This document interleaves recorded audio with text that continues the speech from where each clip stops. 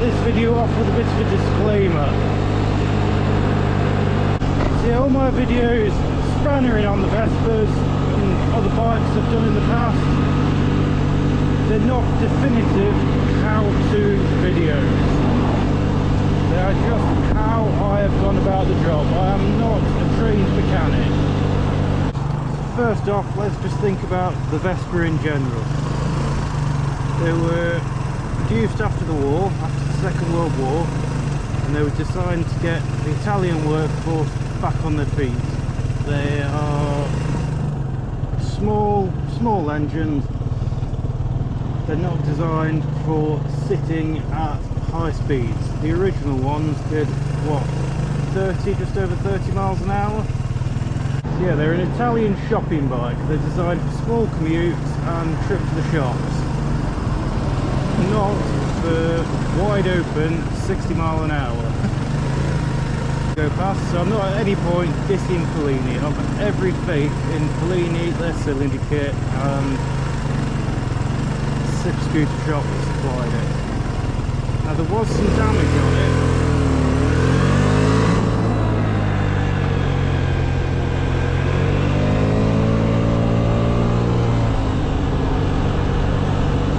So yeah, the lower skirts of the cylinder,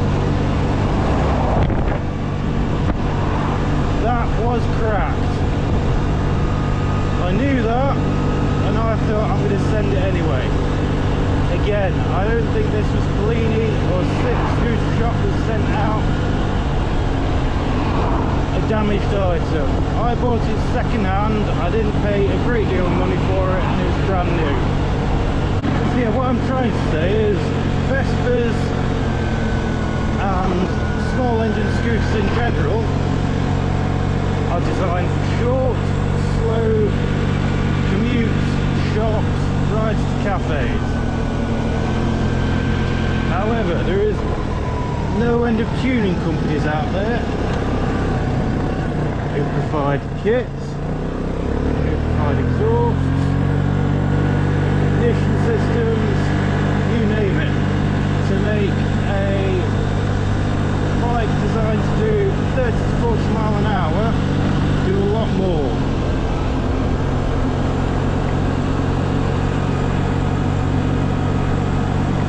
That said, most of these are built, tuned, etc. by professionals.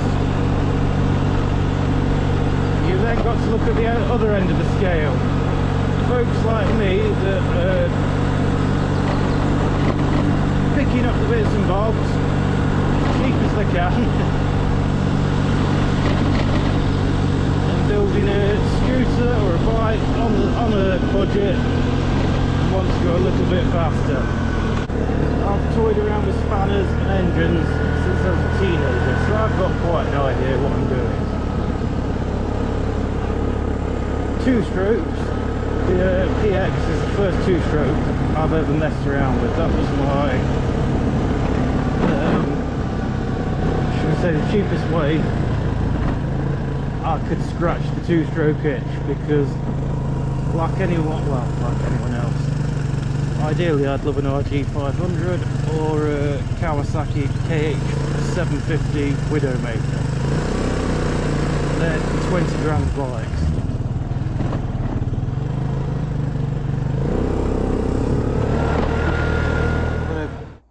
Give the PX a ride today, quick run, still battling with the carb. But first off, 80th edition of Vespa News from Vespa Club GB. Where did I see it?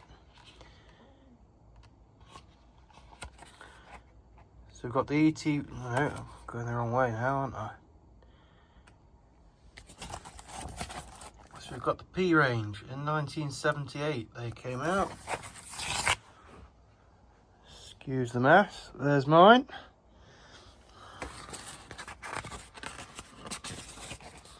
Then in 1996, the first automatic 4-stroke Vespa. And there's mine. Right, I don't know whether anyone else has a tip for doing this. See the little brass bolt down there? That's the air fuel mixture screw. Now you've got the starter motor in the way, and you've got everything else in the way as well. I'm just covering up my VIN number, that's all. So I'm going to try to take the back wheel off, see if I can get some access from the other side.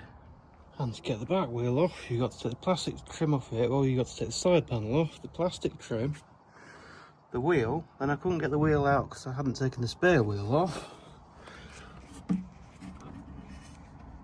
Can you see it up there? Right, let's try again. As you can see from the top, you can about get one on, but then you've got absolutely no turning space. Let's try to clean it up a bit first.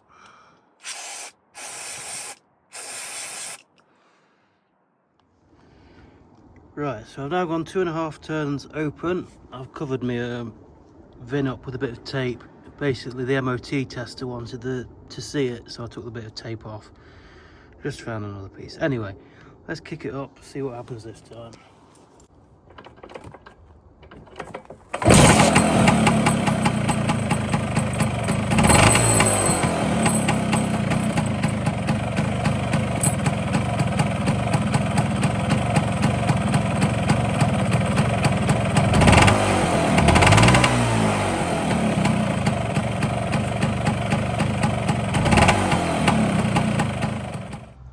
Now the engine's nice and warm, let's just have a quick look at the idle.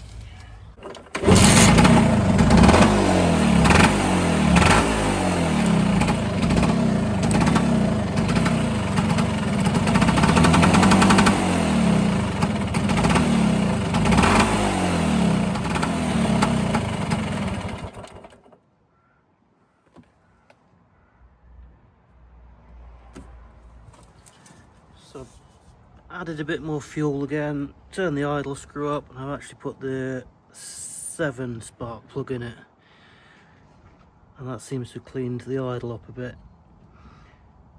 Might take it another spin tomorrow, see what it's like at those settings riding around. Easy like a Sunday morning. We're going to go cold start. A couple of kicks, mission on.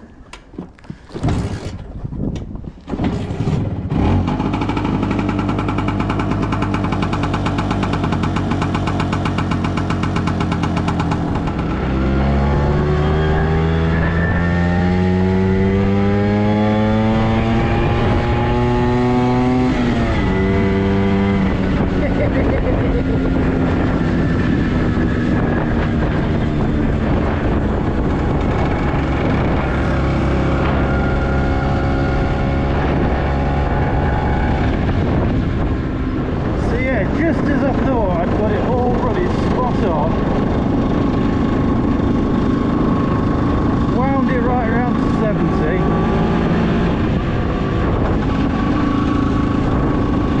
Came off the throttle, and I don't know whether the engine died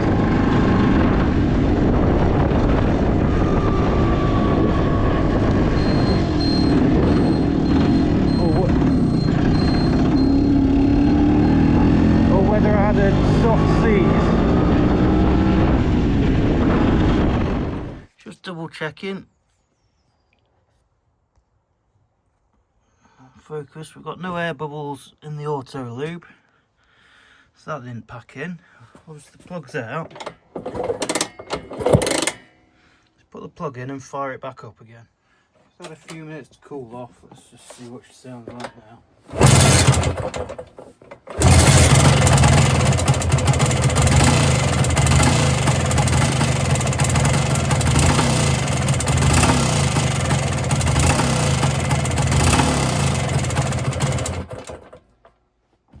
Yeah, that does not sound great. That took literally 5 minutes, and thankfully there's no damage to the top of the cylinder. The head is very wet. Finally.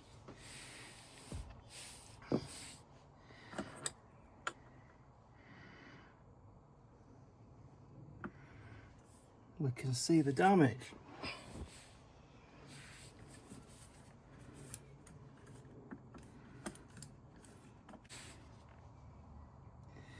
caught there and there. What's the cylinder look like?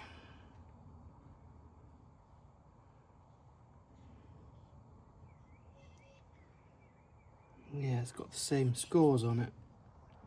My cat keeps meowing, this idiot, so I'll come outside to show him. Don't worry, I don't keep caged cats. They're two indoor cats and they come outside just for a bit of fresh air in this dog crate now and then. Anyway, here's the damage. So that's the exhaust side.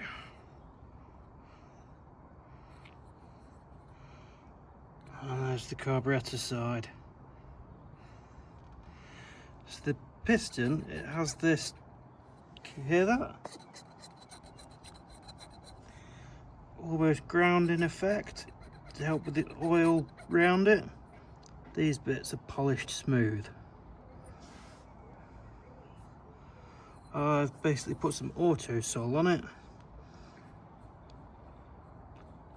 and just rubbed around them with some greaseproof paper, then cleaned it all off just to take any high spots or burrs. I mean, you could feel a tiny bit with your fingernail, so I think I'm going to put it back in and see what happens. So just messaged someone a bit more, I'm going to say, well, a lot more in the know and a lot more experience with these than me. I actually messaged him because he'd put a GTS for sale.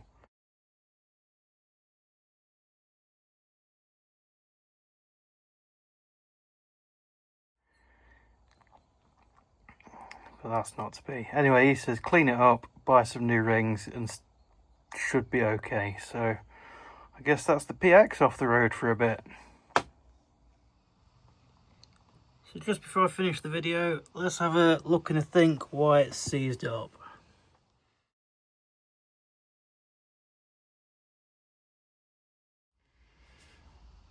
Right then, just to finish off the video, why do I think it's seized? Basically, I didn't do enough running in.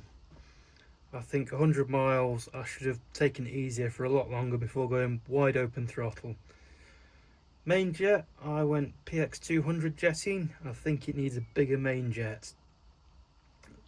Plastic frame tray, that should be in the scooter. I've seen a few posts on this where the scooter doesn't want to run right when you come down the gears.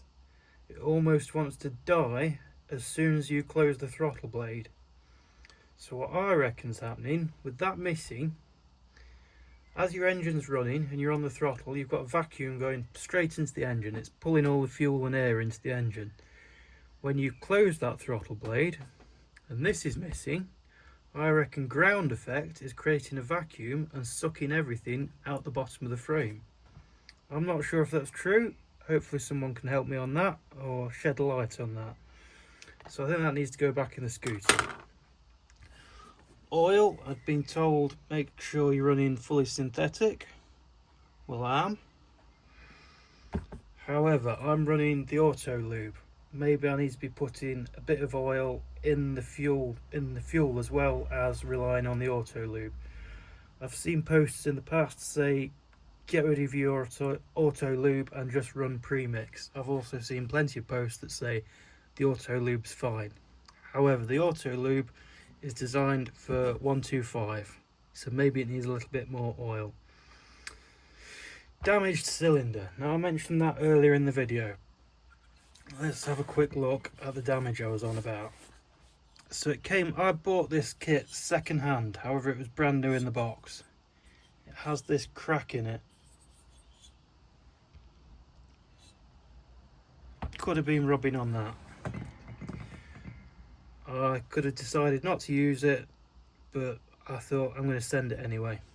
So yeah, it is what it is, without buying another kit. So looking at all that, it's all my doing really, isn't it? Also this week, just a reminder that worse things happen at sea. It's 114 years since the sinking of the Titanic and 1,500 odd people dying. I was in Belfast a few weeks ago And here's just a few of the exhibits in the Titanic Museum, Belfast.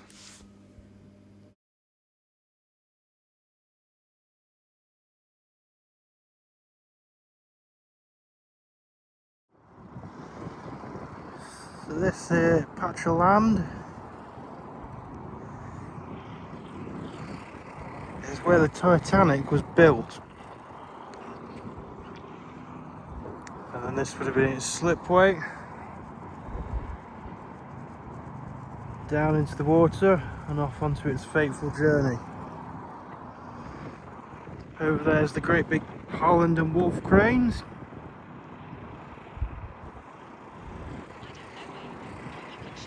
And there's the Titanic experience. I didn't think that much of it. There isn't a great deal of Titanic in it as such. Obviously most of it's on the seabed still, but there's a museum up around the coast called the Ulster Transport Museum, and there is actually a few items from the wreck site in that museum. There's very little in this museum of Titanic itself.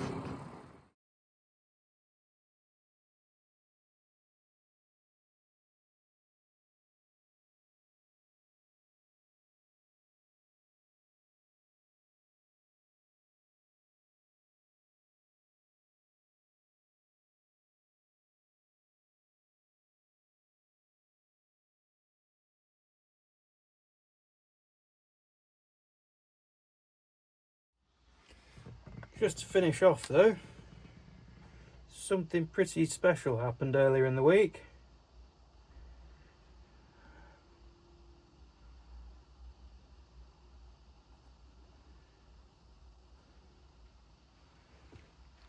We sent astronauts to the moon. I think I'll stick to spannering on scooters rather than rocket science.